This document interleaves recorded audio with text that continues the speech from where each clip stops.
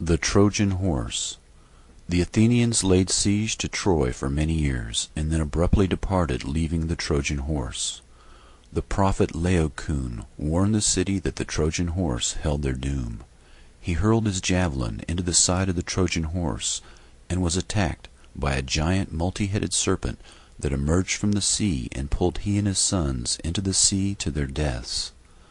The inhabitants took this as an omen, to mean that the Trojan horse was a gift from the gods and thus sacred. They brought the offering inside the city gates, and at night the Athenians emerged and opened the gates to their awaiting army, and the city was sacked and destroyed, the men killed, and the women and children enslaved.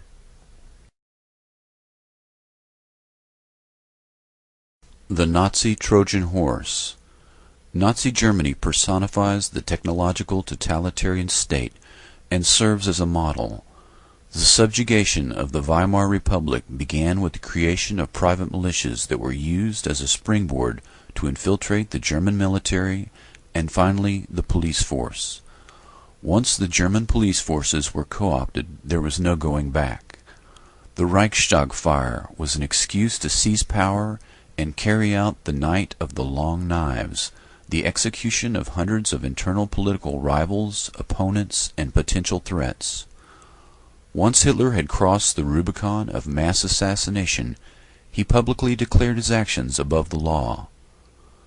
The pseudoscience of eugenics, the dogma of German racial superiority, and the theoretical subhuman level of other races was the rationale for wars of annihilation. Hitler's plan was to depopulate vast regions of the East and replace them with Germanic stock. Lebensraum, or living space, was the key phrase. 10 million Jews came under their geographical control, of which 6 million were systematically murdered in an effort to wipe out the Jewish race. 3 million others perished in the camps, including gypsies, Slavs, and other supposed subhuman races, as well as homosexuals, dissident Catholic priests, prisoners of war, union leaders, political opponents, Germans caught aiding Jews, religious sects such as Jehovah's Witnesses, and the intellectuals of conquered nations. The concentration camp of Auschwitz processed 4,756 human beings a day. The Nazi propaganda was so irresistible that many Jews and other targeted groups joined the Nazi movement. In the aftermath of the war, 50 million people had died, and Europe lay in ashes. The Allies wanted answers. How had arguably the most civilized and technologically advanced nation on earth descended into the pit of hell? Who were these men? Were they madmen? Worst of all, if it could happen there, could it happen here?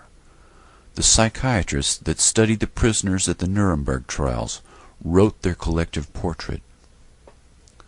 Their collective IQ is 140. They have a rigid view of the world, black and white without gray. They were born followers who needed someone to tell them what to think. Though they had unusual personalities among them, they were not insane.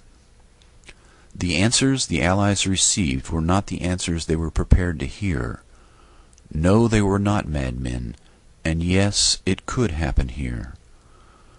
The psychiatrists noted that there were plenty of similar individuals in the United States who would gladly step over half the bodies of their fellow countrymen to control the remainder.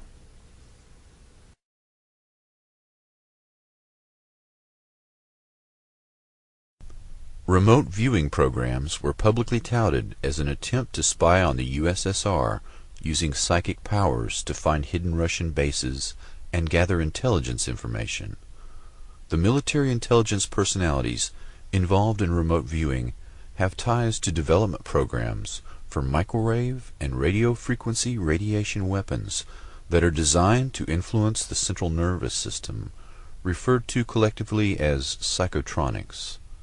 These personalities have ties to religious cults as well.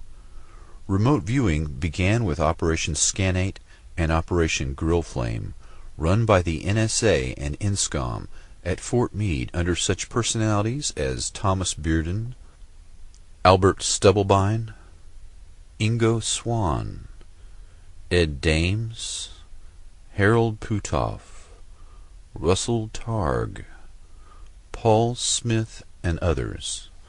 Operation Scanate leader Thomas Bearden went on to lead the American Psychotronics Association. Project Grill Flame leaders Ed Dames and Albert Stubblebine began Scitech Corporation, a private remote viewing company which holds the Smirnov patent for a psychotronic weapon.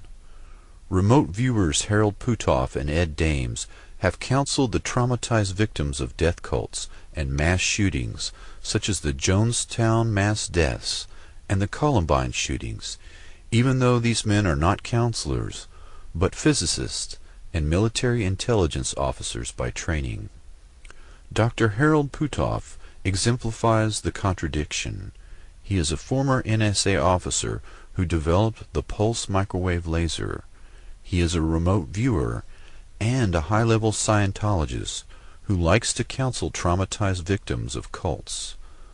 The concept of remote viewing is being used as a cover, a psychological warfare operation, in order to screen the development of psychotronic weapons and conduct MKUltra operations. The same people involved in remote viewing programs for the NSA and INSCOM at Fort Meade and Scitech Corporation are also closely tied to psychotronic weapons development and religious cults that use MKUltra methodology to induce multiple personality disorder.